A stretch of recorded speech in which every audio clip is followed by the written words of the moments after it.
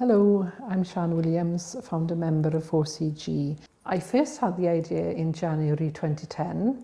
On this site we have cheap car parking. We also have a children's centre which supports vulnerable children and families. We have a furniture recycling centre. We also have an eco shop, a local agricultural and maritime museum on site. We also run a peer-to-peer lending scheme which helps keep interest paid on monies borrowed circulating in the local economy.